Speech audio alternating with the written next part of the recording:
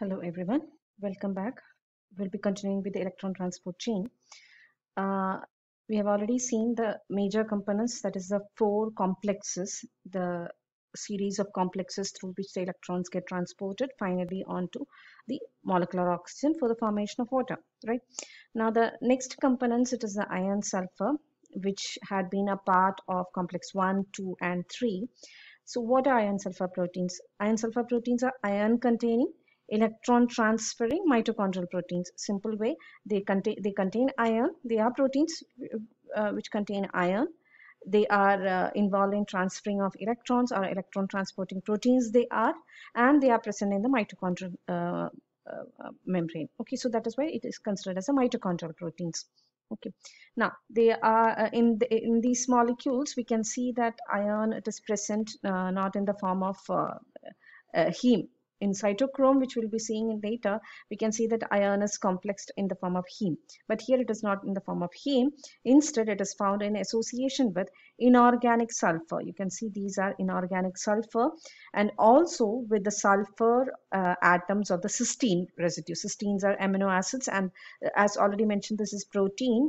Here you can see the cysteine as a member of this protein, and we can see that the iron, the Fe, it is getting bound to, or it is getting associated with inorganic sulfur and also with the sulfur atoms of the cysteine residues of the protein. Okay, now the iron sulfur center, we can say this one, iron sulfur center, it may be single, it may be simple with single iron Fe atom, or dimeric form with two sulfur atoms. Here you can see it is only two sulfur atoms here. So Fe2S2, it will be in this form, or we can have four Fe atoms in this way.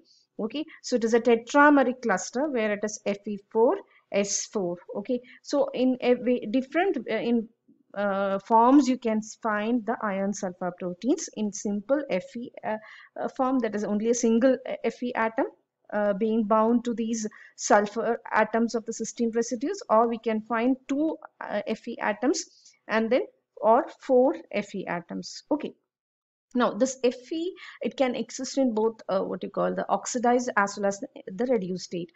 When in the oxidized state, the Fe or all the iron atoms, they exist in Fe3 plus, that is ferric state. When it is reduced, we can see that it exists in ferrous state, that is Fe2 plus. Okay, so depending upon what state the Fe is, we can find the FeS protein being reduced or oxidized. So when FeS is responsible for, it gets involved in redox reactions, initially the FeS may be in oxidized state. When it accepts what you call a hydrogen during the electron transfer.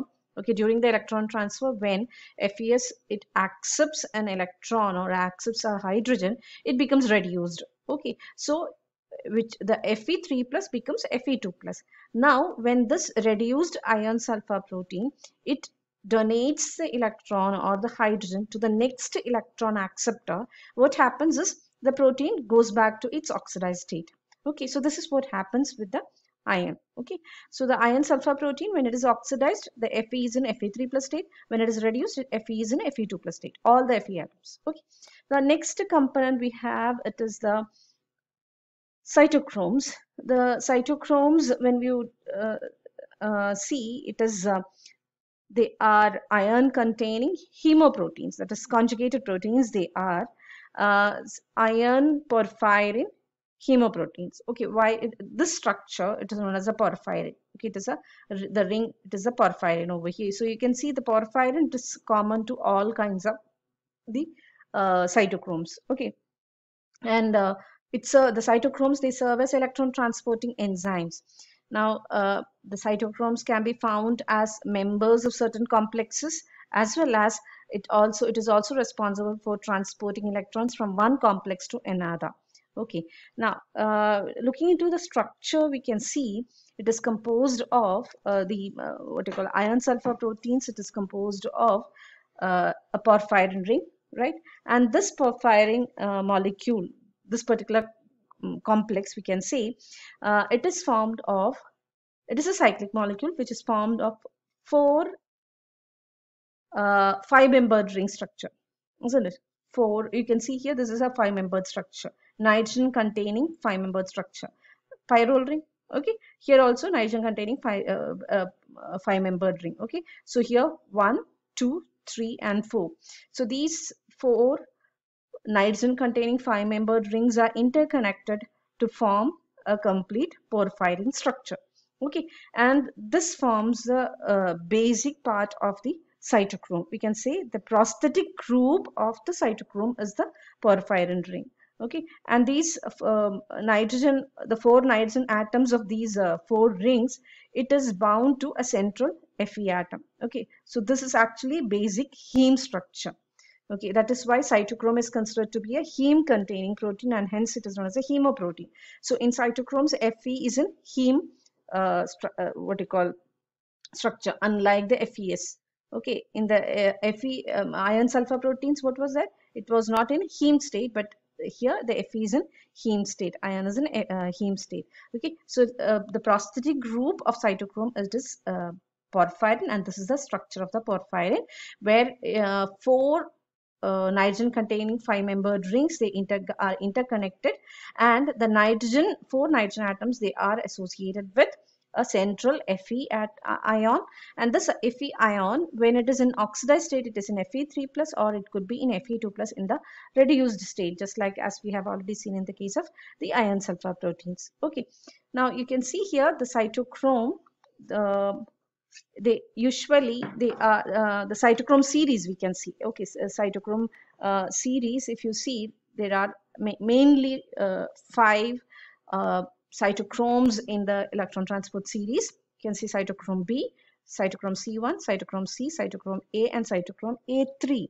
Okay, in the same order. So electrons are transported from coenzyme Q to cytochromes in the same order: B, C1, C, A, and A3. Okay, now cytochrome A3, that is the last among the series, you can see it donates electron directly to the oxygen, and that is why it is also considered to be a cytochrome oxidase. It is considered to be a major part of the cytochrome oxidase. Okay, now cytochrome C is a mobile electron carrier.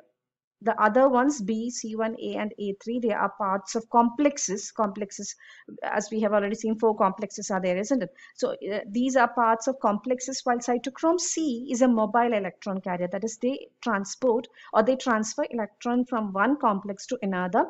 And these cytochrome C, it can move through the inner mitochondrial membrane for that purpose. So it is considered to be a mobile electron carrier. Okay, while cytochrome A3 is the last one among the series, which transfer electrons onto molecular oxygen for the formation of water. So it is considered to be cytochrome oxidase. Okay, cytochromes C and A3. Okay, so this is about the cytochrome. Next one we have is the what you call the coenzyme Q. It is also known as ubiquinone. Okay, coenzyme Q, and it is found in the mitochondrial membrane, as you have already seen. And the coenzyme Q, it is the carrier. It is a what you call electron carrier, and you can see that it is the structurally. If you see, it is a benzoquinone derivative with isoprenoid. This is the isoprenoid side chain. Isoprenoid side chain, it is hydrophobic in nature, and hence it makes the whole coenzyme Q hydrophobic, or we can say lipophilic. Okay, and it is mobile in nature. That is, it can move along the inner mitochondrial membrane. Okay, since it is hydrophobic or it is lipophilic, it can actually move across the mitochondrial membrane. Okay, now because of its long hydrocarbon tail of the isoprenoid units, the ubiquinone, it is soluble in the hydrophobic core of the phospholipid bilayer of the inner mitochondrial membrane, and also they are mobile in nature. Okay, now you can see here, this is the ubiquinone. Okay, coenzyme Q, we can see it is completely oxidized. This is a structure. Okay, this is the isoprenoid structure, and this is the benzoquinone structure. Okay, now on addition of one electron or one hydrogen, we can say one hydrogen or one electron, we can say what happens is, you can see hydrogen and electron is getting added, H plus and D minus. When it is getting added, it results in the formation of semiquinone. The oxidized ubiquinone, it gets converted into half reduced the coenzyme Q. It is known as a semiquinone radical. Okay, here what you can see is the double bond O, the keto group, gets converted to hydroxyl group. Okay, now this semiquinone, you can see here, it is a free radical. That is why it is known as a semiquinone radical, because it is charged over here. Okay, it is because of the electron. Okay, this is charged over here. The unpaired electron, it gets delocalized, as in the case of the benzene, on the benzene structure. Now on the addition of another hydrogen and electrons, what happens is it becomes completely reduced or fully reduced to produce the ubiquinol. Okay, completely reduced structure is what is known as a ubiquinol. Okay, so the ubiquinone, which is fully oxidized, it undergoes reduction into like half reduced, we can say, semiquinone, and then fully reduced, it is ubiquinol. Okay, reduced in the sense that hydrogen is added. Okay, that is reduction process. Okay, so coenzyme Q, it is responsible for the transportation of electrons, as already mentioned, and they accept electrons from FMNH2 produced in the electron transport chain by the first what you call the complex, or it can also take up from the second complex. Okay, so they are responsible for collecting the electrons from first and the second complexes and then carrying it to the complex 3. Okay, we will be seeing the detailed process of electron transport chain and how each of the components contribute to the electron transport chain in the coming presentation. So these are the components we have already seen. There are 4 complexes, complex 1, 2, 3 and 4. The complex 1 is responsible for collection, what you call, they are known as NADH coenzyme Q reductases, and they are responsible for transferring electron from NADH to coenzyme Q. Complex 2, which is known as succinate coenzyme Q reductase, which is responsible for the transfer of electrons from succinate to coenzyme Q. Then this coenzyme Q, which is mobile in nature, it transport electrons collected from NAD complex 1 and complex 2 to complex 3. The complex 3, it is coenzyme Q cytochrome C reductase, and what happens, it will transport the actually transfer electrons from collected from coenzyme Q, right, and then transfer it to cytochrome C. So complex 3, it accepts electrons from coenzyme Q and transfer it to or donates it to cytochrome C. The cytochrome C, again, as we have already seen, they are mobile in nature.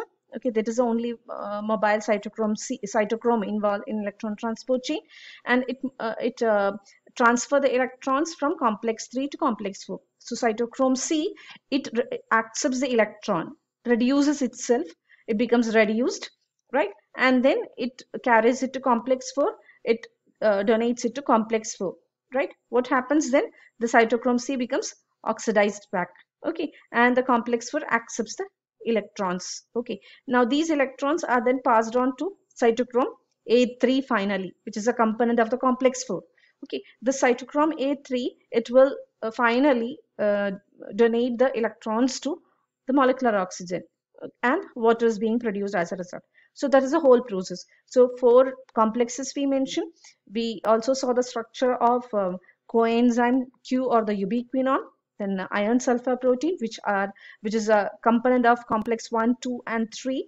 Then we also saw the structure of the cytochromes, and we saw that there are 5 kinds of cytochromes: B, C1, C, A and A3. In the same order, the electrons are getting transferred. Okay, so this is about the components of the electron transport chain. Fine. In the next presentation, we'll be looking into the process of electron transport chain. Fine. Thank you.